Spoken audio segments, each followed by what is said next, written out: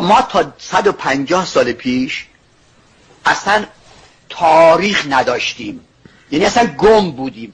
ما حتی 100 سال پیش هم ما تخت جمشید رو نمیدانستیم، اصلا وجود نداشت تخت جمشید. ما تا 150 سال 100 سال پیش شاید ما کوروش رو اصلا نمیدونستیم، اصلا کوروشی وجود نداشت تو تاریخ ما. دکتر جان من اجازه بده من توضیح بدم. تمام اینا در این 150 سال گذشته اومده.